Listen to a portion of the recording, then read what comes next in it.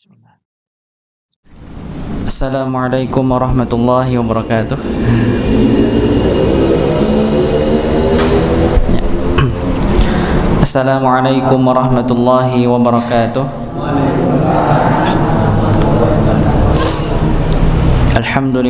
Alhamdulillahi nahmaduhu wa nasta'inuhu wa nastaghfiruh wa na'udzu billahi min shururi anfusina wa min sayyiati a'malina. من يهده الله فلا مضل له ومن يضلل فلا هادي له أشهد أن لا إله إلا الله وحده لا شريك له وأشهد أن محمدا عبده ورسوله أما بعد قال الله تعالى في كتاب الكريم أعوذ بالله من الشيطان الرجيم يا أيها الذين آمنوا اتقوا الله حق تقاته ولا تموتن إلا وأنتم مسلمون وقال النبي صلى الله عليه وسلم من سلك طريقا يلتمس فيه علما سهل الله له به طريقا إلى الجنة. Alhamdulillah, kita bersyukur pada Allah Subhanahu wa taala yang masih memberikan kita kesehatan, masih memberikan kita waktu luang pada malam hari ini sehingga kita bisa melanjutkan kembali pertemuan kita dan masih pada pembahasan surat Al-Fajr. Dan insyaallah pada malam hari ini kita akan mulai pembahasannya, pada tadabburnya pada surah Al-Fajr. Yang sebelumnya kita sudah sama-sama belajar perbaikan pada bacaan surah Al-Fajr. Tapi mari sebelumnya kita awali pertemuan ini dengan membaca Al-Fatihah dan mengulang membaca surat Al-Fajr. Kita mulai dari ta'awud. أعوذ بالله من الشيطان الرجيم بسم الله الرحمن الرحيم الحمد لله رب العالمين الرحمن الرحيم مالك يوم الدين إياك نعبد وإياك نستعين اهدنا الصراط المستقيم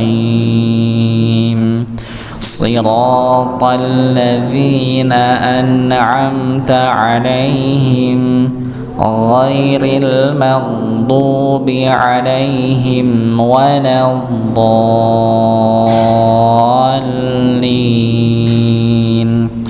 آمين بسم الله الرحمن الرحيم والفجر وليال عشر والشفع والوتر والليل إذا يسر هل في ذلك قسم لذي حجر ألم تر كيف فعل ربك بعاد إرم ذات العماد التي لم يخلق مثلها في البلاد وثمود الذين جابوا الصخر بالواد وفرعون ذي الأوتاد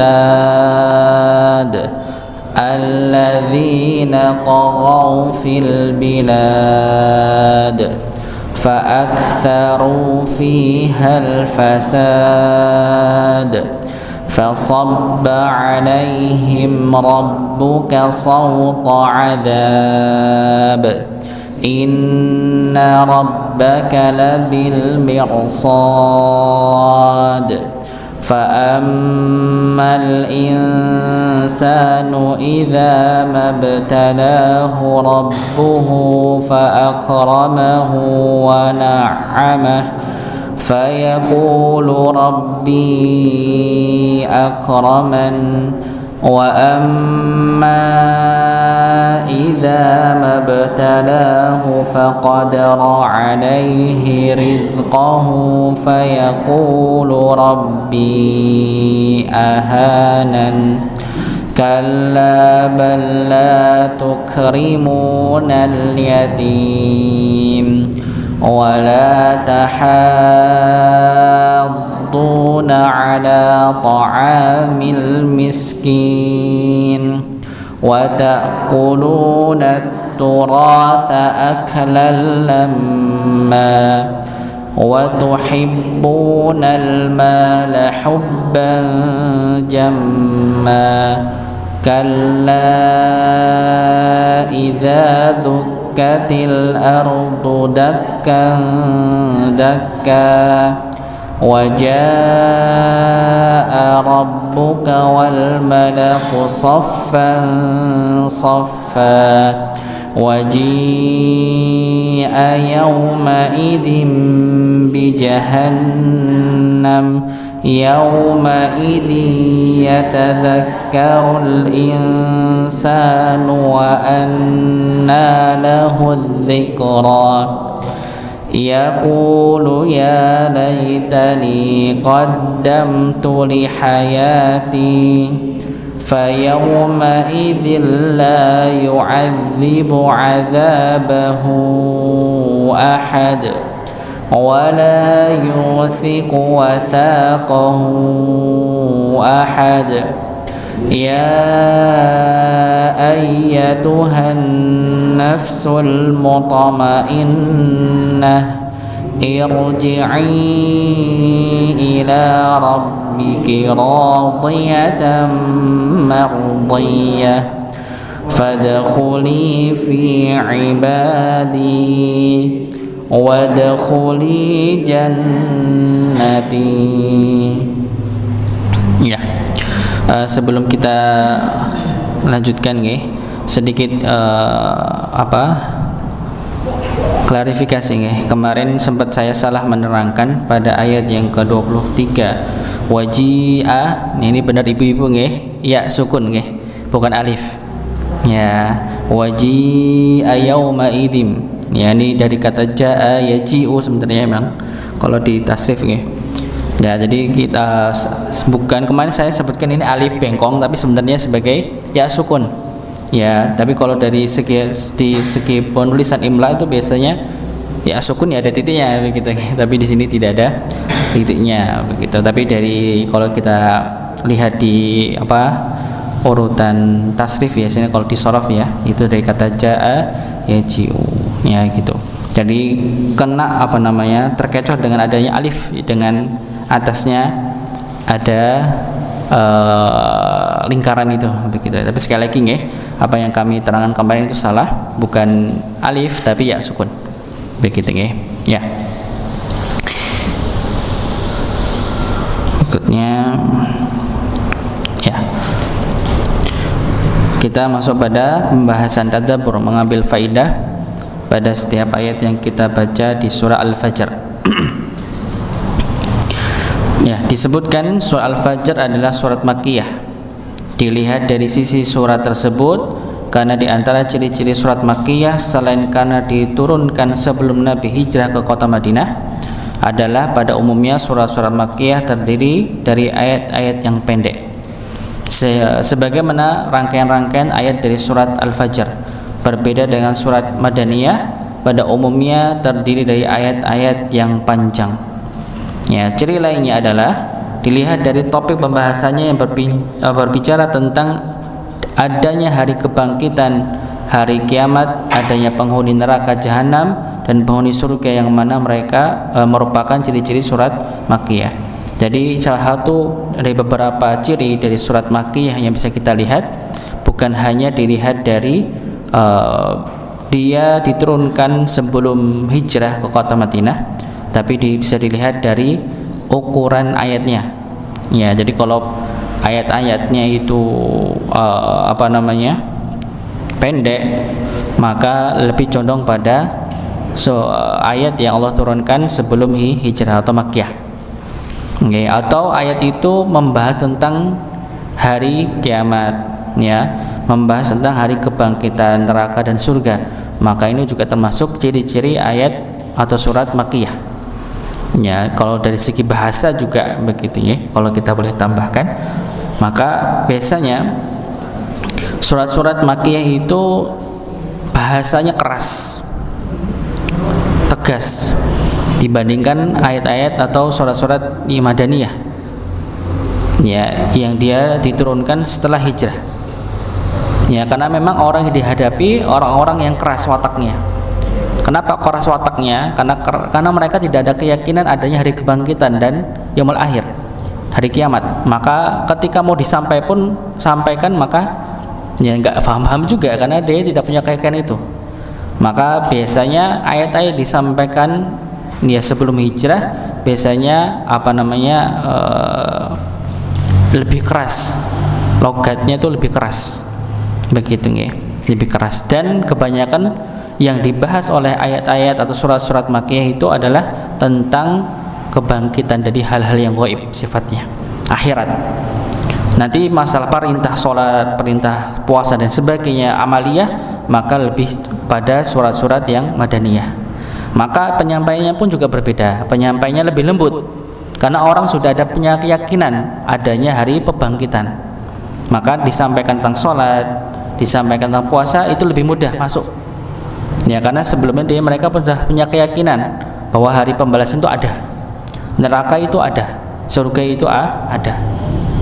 Nah, sedangkan ayat-ayat yang ketika diturunkan sebelum hijrah mereka lebih tegas secara bahasa ya, dan keras sifatnya ya, dan yang dibahas dan disampaikan adalah tentang hari kebangkitan dan hari kiamat, surga dan neraka ya, karena memang bahasanya orang yang didakwahi ya, begitu nggih, itu orang-orangnya yang belum punya keyakinan ya, masih menyampingkan masalah-masalah gaib ya, enggak punya kepercayaan adanya surga neraka, itu enggak ada ya. Maka pun kalau misal didakwahi lembut-lembut enggak akan masuk, karena mereka juga akan sangat memusuhi orang-orang yang berdakwah tentang hal tersebut ya.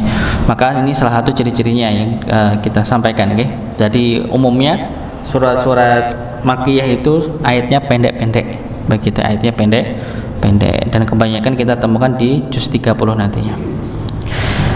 Berikutnya yang pertama, Allah Subhanahu wa taala berfirman wal fajr, demi fajar.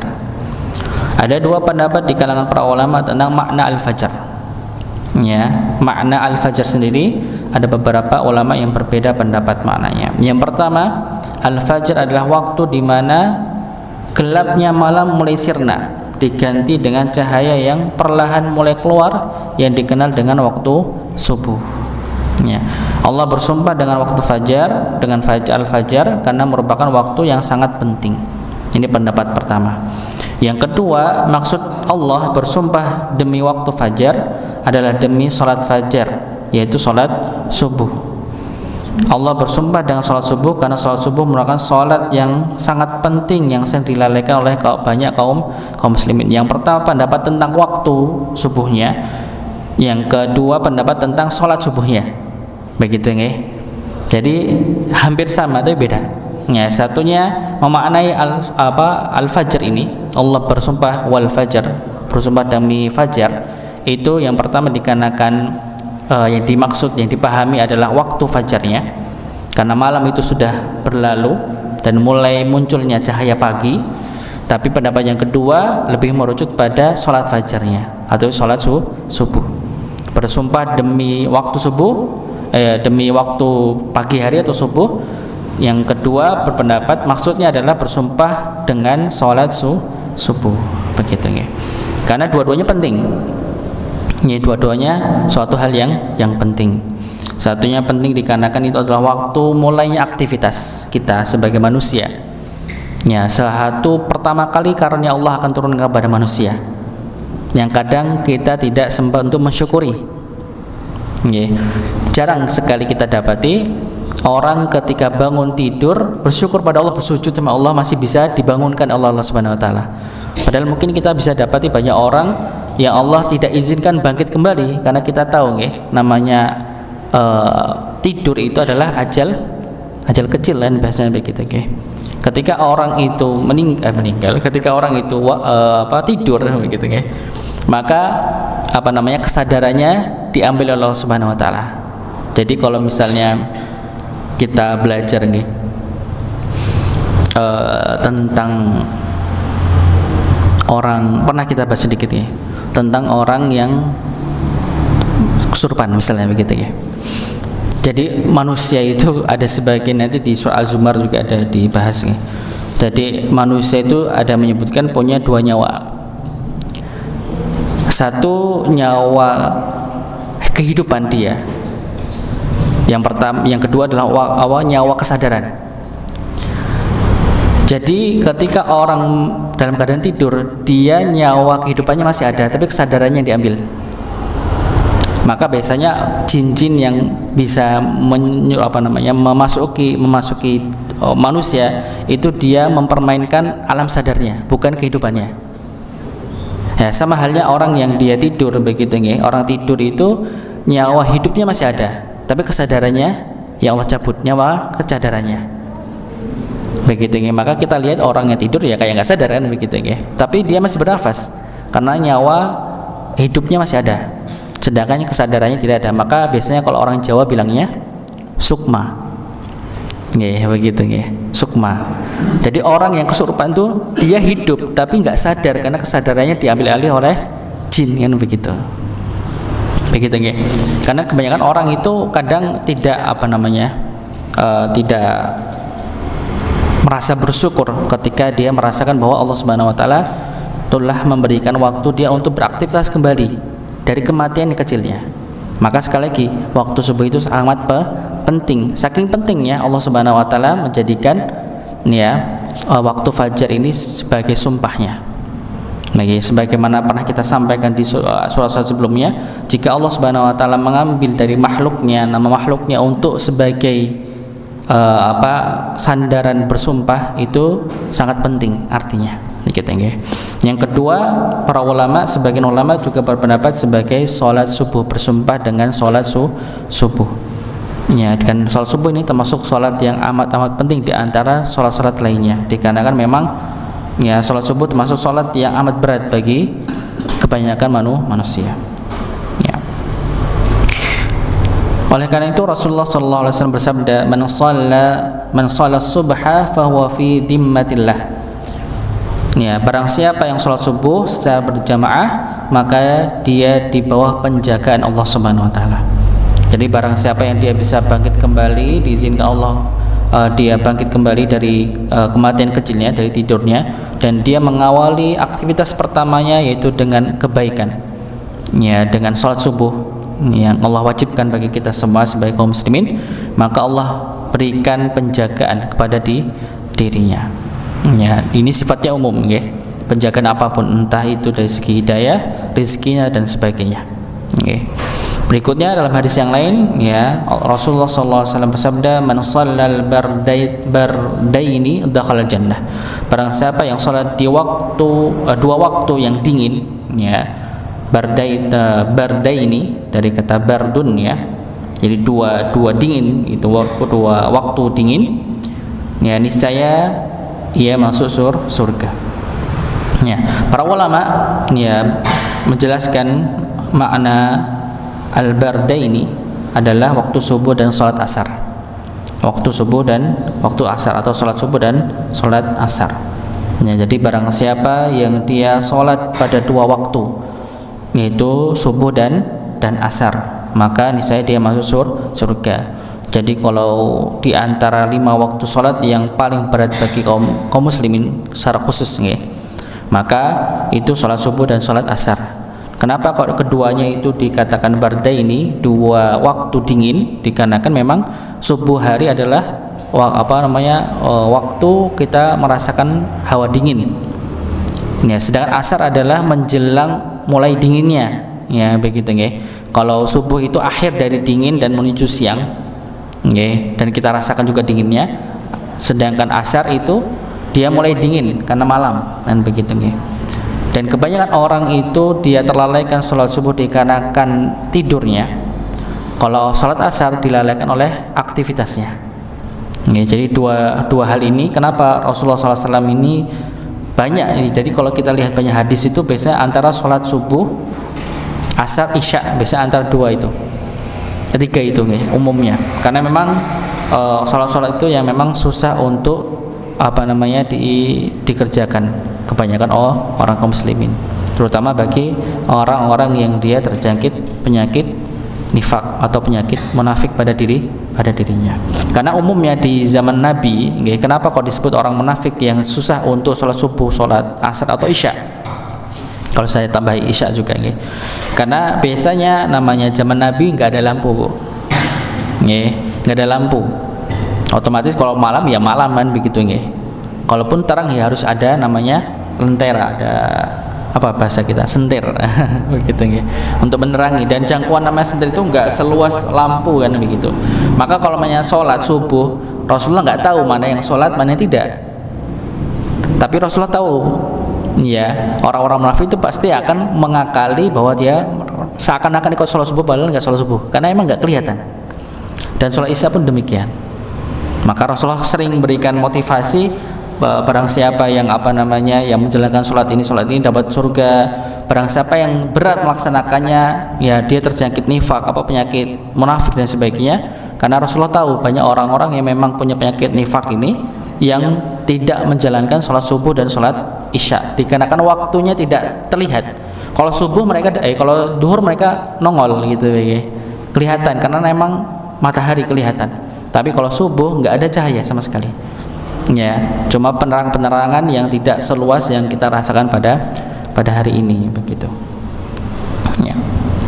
Berikutnya yang kedua, ya Allah Subhanahu wa taala berfirman, "Walayalin 'ashr." Demi malam-malam yang 10. Ya. Jadi terkait makna malam-malam yang 10, ya, ulama juga terbagi ke dalam dua pendapat. Yang pertama, ya, pendapat mayoritas ulama, kebanyakan para ulama, ya, kebanyakan para ulama mufassir kebanyakan berpendapat malam-malam yang dimaksud adalah hari-hari 10 Dzulhijjah. Karena di sini disebutkan walayalin 'ashr, malam-malam yang 10. Ya. Jadi yang pendapat pertama adalah yang dimaksud adalah 10 Dzulhijjah, dari hari pertama sampai ke 10-nya. Ya. Dan dalam bahasa Arab terkadang hari disebut dengan malam. Jadi kalau dalam bahasa Arab hari itu yaum, yaum. Kalau jamaknya ayam. Jadi kalau hari-hari namanya ayam, bukan ayam peliharaan, maksudnya namanya ayam. Nah gitu, ini bahasa Arabnya.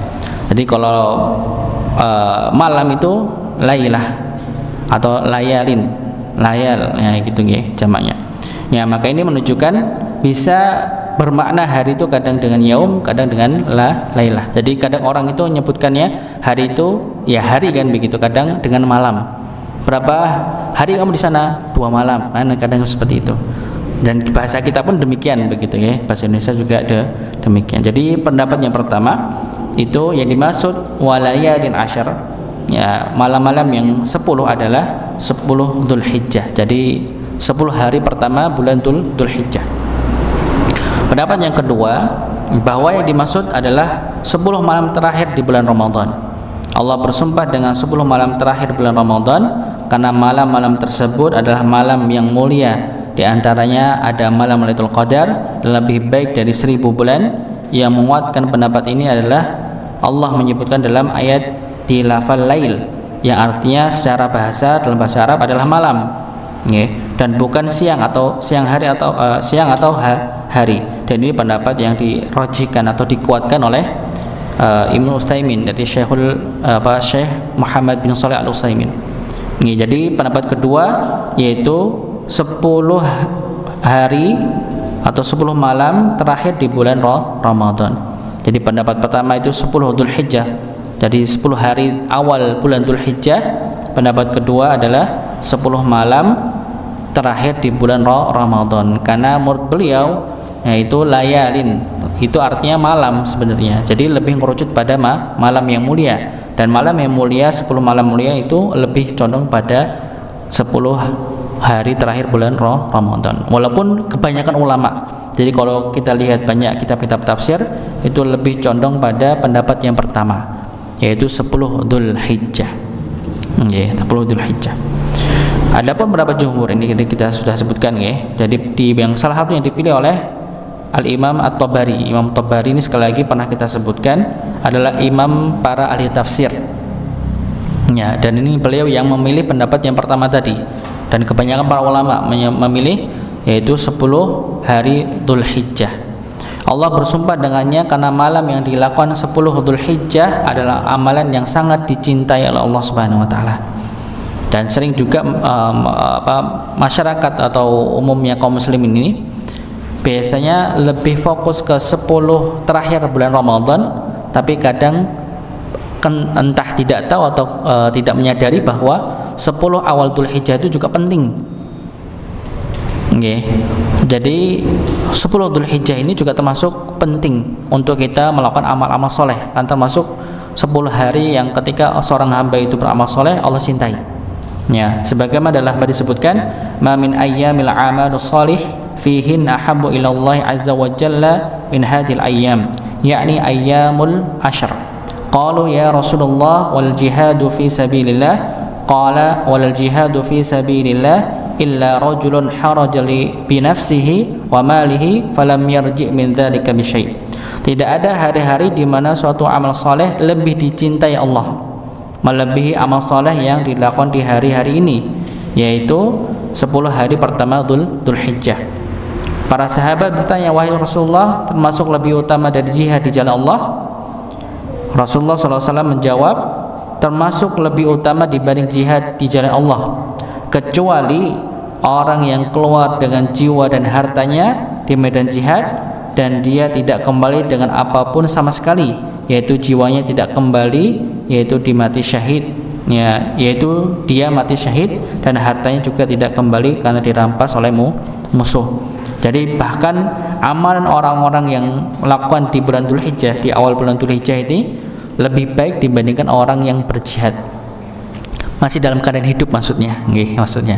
Jadi kalau orang itu beramal di 10 awal bulan Dzulhijjah apapun amalannya, walaupun lebih kadang para ulama lebih menyarankan untuk berpuasa selama 10 hari bulan Dzulhijjah, ya, atau lebih pada puasa Arafahnya begitu, maka ini dibandingkan dengan orang yang sedang berjihad. Orang berjihad itu enggak mudah, Bu. Taruhannya nyawa, bukan hartanya saja tapi nyawanya juga. Otomatis juga ganjarannya sangat besar sekali. Ya. Maka sebanding dengan orang yang berjihad, tapi tidak sebanding dengan orang yang sudah Allah takdirkan dia syahid di medan perang. Kecuali itu begitu, otomatis, karena memang ganjaran terbesar bagi seorang muslim adalah ketika dia bisa mati syahid di medan perang, karena emang ganjarannya besar sekali, banyak sekali ganjarannya. Ya, ini salah satu hadis yang menunjukkan bahwa 10 hari Dzulhijjah itu fadilahnya sangat banyak sekali, dan jarang orang itu sadari. Kadang sebagian orang ada yang tidak tahu. Maka sebenarnya 10 hari Dzulhijjah sebelumnya, ketika kita sebelum Yaumun Nahar atau Idul Adha, itu amalan yang sangat baik kita gunakan untuk beramal soleh, mau pagi siang malam, mau pagi siang malam, tapi lebih ngerucut pada siang harinya, maka lebih diutamakan untuk berpuasa begitu. Ya, yang ketiga, wasyafa'i wal watr, demi yang genap dan yang ganjil. Ini dalam qiraat lainnya, maksud dalam bacaan riwayat lainnya begitu, dengan mengkasrahkan huruf waw jadi wi. Jadi yang kita baca wasyaf'i wal watr dibaca wasyaf'i wal witr. Ya, sekali lagi itu boleh dengan riwayat yang lain. Ya, tapi bukan berarti nanti ibu-ibu prakteknya witr, nggak perlu, jangan. Kan harus satu paket. Jadi kalau kita baca surah Al-Fajr, kalau dengan qiraat lainnya harus dari awal sampai akhir juga dengan qiraat yang sama. Jangan nanti beda-beda qiraat, nggak boleh kayak gitu. Nggak boleh. Kalau dari guru-guru kami nyampaikan nggak boleh kayak gitu. Walaupun ada sebagian, pernah saya nemui imam dan memang beliau termasuk guru kami juga sih begitu, ya, dosen saya, mata kuliah makomat nahwan hijaz gitu, tapi saya nggak bisa ikutin karena emang nggak bisa saya, bukan nggak mau, tapi emang saya nggak bisa, ya begitu. Yaitu beliau pernah saya nemui beliau imam sholat tarawih diganti-ganti qiraatnya, surat yang sama tapi diganti-ganti, diulang-ulang begitu. Saya tanya ke salah satu guru kami, itu nggak boleh begitu nggih, itu kurang pas. Jadi ini sekedar tahu aja nggih, kalau diamalkan jangan dulu nggih, sebelum memang sudah mengajari tentang usul qiraatnya, istilah pokok-pokok kaidah-kaidah qiraat tertentu.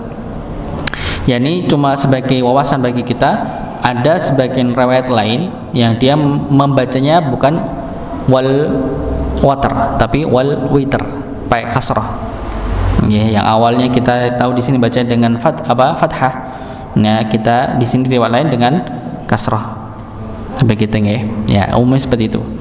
Pendapat yang kuat dalam masalah ini adalah Allah bersumpah dengan segala sesuatu yang genap dan segala sesuatu yang ganjil. Dan ini merupakan pendapat yang dipilih oleh At-Tabari dalam tafsirnya. Ya, karenanya dijumpai banyak pendapat dari kalangan salaf, orang terdahulu, yang menyebutkan tentang makna genap dan ganjil. Di antara pendapat dari kalangan para ahli tafsir masa salaf, masa terdahulu adalah yang pertama, Allah bersumpah dengan sholat-sholat yang rakaatnya genap, yaitu sholat duhur, sholat asyar, isya, dan sholat subuh. Nah, ini rakaatnya genap nggih. Dan Allah Subhanahu wa taala bersumpah dengan salat yang rakaatnya ganjil, yaitu salat maghrib. Yang pertama yang dimaksudkan adalah salat genap dan ganjil. Maksudnya adalah Allah bersumpah dengan salat-salatnya yang telah Allah wajibkan bagi kita semua. Yang kedua, genap adalah yaumun nahar. Ya, kalau yaumun nahar itu jatuh pada tanggal 10 Dzulhijjah. Yaumun nahar itu hari penyembelihan maksudnya nggih. Atau Idul Adha begitu nggih. Hari Idul Adha atau penyembelihan itu jatuhnya pada tanggal 10 Dzulhijjah, genap ya, merupakan tanggal yang genap. Dan ganjil adalah hari Arafah tanggal 9-nya ya. Jadi pendapat para ulama yang sebagian ulama yang lain, yang dimaksud genap dan ganjil adalah 10 Dzulhijjah dan 9 Dzulhijjah, yaitu yang 10 Dzulhijjah adalah hari penyembelihan, tanggal 9 Dzulhijjah adalah hari Arafah. Ini pendapat yang kedua. Yang ketiga, genap adalah seluruh makhluk, sedangkan ganjil adalah Allah. Ini yang dimaksud yang ketiga. Jadi genap itu adalah makhluk Allah. Semua makhluk Allah itu pasti berpasangan, nggak mungkin tidak, apapun itu. Okay. Sedangkan Allah itu adalah ganjil, satu, tidak ada duanya. Okay. Karena dalam sebuah hadis, ya Rasulullah bersabda, Innallaha witrun yuhibbul witra. Ya, sungguhnya Allah itu witir, Maha Esa. Okay. Dan menyukai yang ganjil, yang witir. Sedangkan makhluk Allah Subhanahu wa taala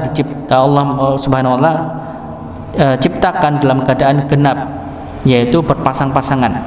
Allah berfirman, "Wa min kulli syai'in khalaqna zawjayn la'allakum tadhakkarun."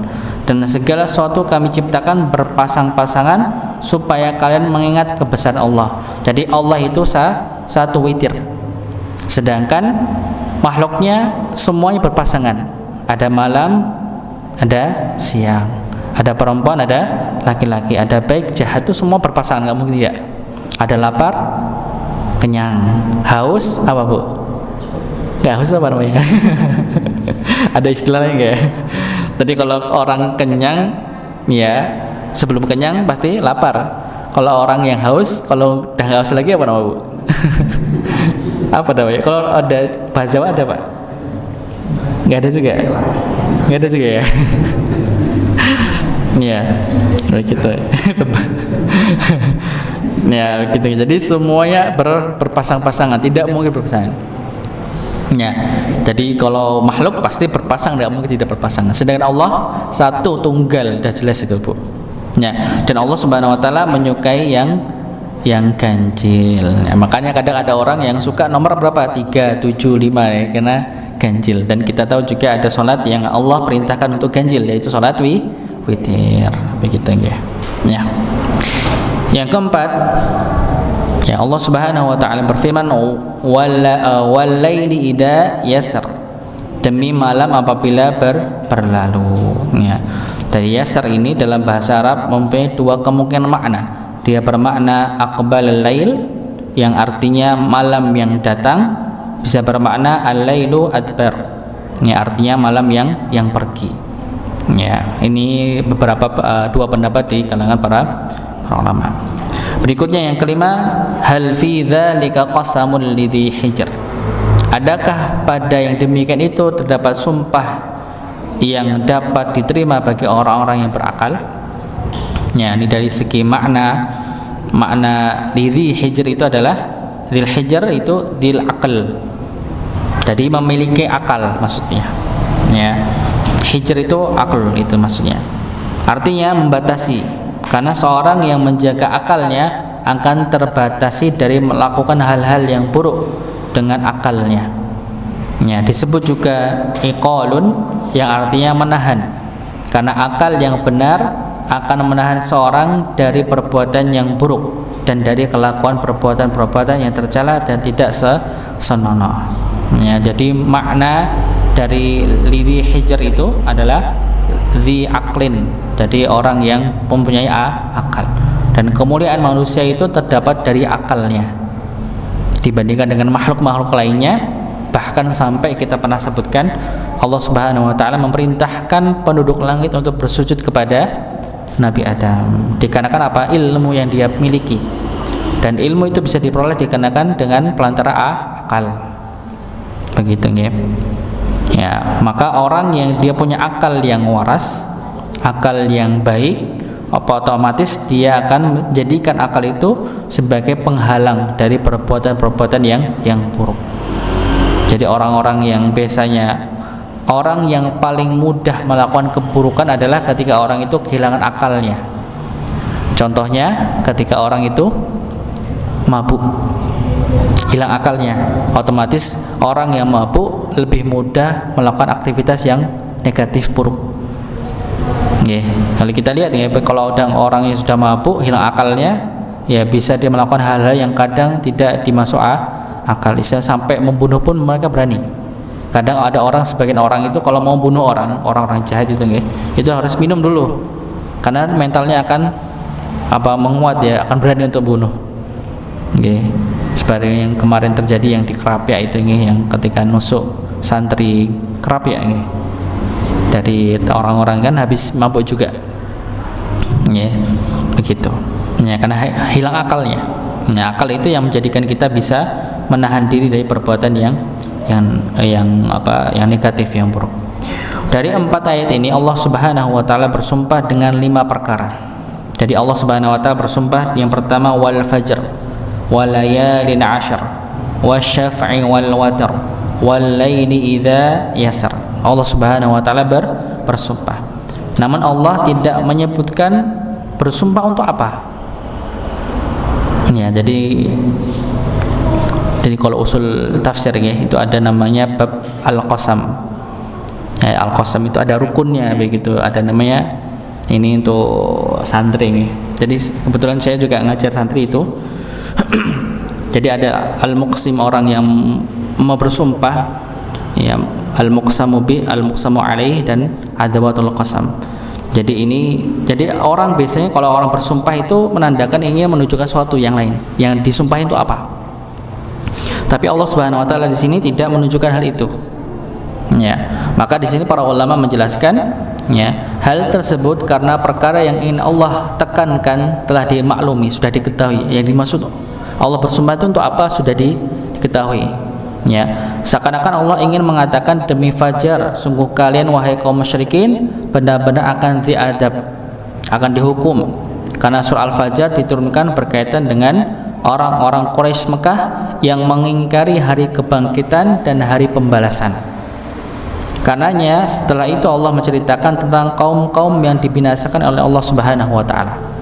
Jadi nanti kita akan dapati selama pembahasan pada surah Al-Fajr ini Allah menceritakan orang-orang terdahulu yang Allah binasakan.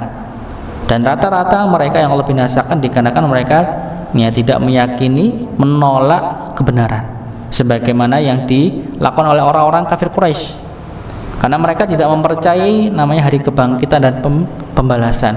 Seakan-akan apa keburukan yang mereka lakukan selama di dunia itu tidak dibalas. Jadi mereka merasa aman. Dan nanti juga disebutkan apa yang mereka lakukan selama di dunia itu. Pada surah Al-Fajr Allah menceritakan beberapa kaum yang dibinasakan oleh Allah, seakan-akan Allah ingin mengabarkan kepada kaum musyrikin Arab bahwa ada kaum yang lebih hebat dari mereka, tapi Allah membinasakan. Ya, Allah menyebutkan tentang 3 kaum. Yang pertama kaum 'Ad, yang kedua kaum Tsamud, yang ketiga Fir'aun dan kaumnya. Ini kaum yang Allah juga sering ulang dalam Al-Quran. Ya, dari kaum 'Ad, kaum Tsamud dan Fir'aun. Ya. Kaum 'Ad dan kaum Tsamud adalah bangsa yang dahulunya tinggal di Jazirah Arab, jadi termasuk orang Arab, orang Arab Ba'idah, orang Arab kuno begitu ya. Kaum 'Ad tinggal di daerah Jazirah Arab di Al-Ahqaf, letaknya di Yaman antara Oman dan Hadramaut, ya, daerah Yaman begitu ya. Ya, nanti insyaallah kita akan terangkan ya, berkenaan tentang 3 suku kaum ini yang Allah binasakan dikarenakan kesombongan yang telah Allah berikan, tapi mereka malah sombong. Yeah. Jadi kalau dari urutan masanya, yang pertama kaum 'Ad. Yeah. Kaum 'Ad itu kaumnya Nabi Hud alaihissalam. Kaum Tsamud Nabi Salih. Kalau Fir'aun Nabi apa Bu? Musa. Begitu nggih. Nanti kita akan jelaskan. Insyaallah sedikit kita akan spill foto-fotonya nggih, tapi sedikit saja karena saya nggak punya banyak medianya nggih. Tapi ada beberapa yang kita dapatkan di internet menjadi bahasan untuk itu insyaallah. Ya. Mungkin ini yang bisa kami sampaikan. Insyaallah kita akan sampaikan pada pertemuan berikutnya tentang 3 kaum ini yang Allah binasakan dikarenakan kesombongan mereka atas karunia yang Allah berikan, dan mudah-mudahan bisa kita ambil sebagai pelajaran bagi kita selama hidup ini. Jangan sampai kita sombong dari karunia Allah Subhanahu wa taala. Mungkin ini yang bisa kami sampaikan. Kita tutup dengan doa kafatul majelis. Subhanakallahumma wa bihamdika asyhadu an la ilaha illa anta astaghfiruka wa atubu ilaik. Assalamualaikum warahmatullahi wabarakatuh.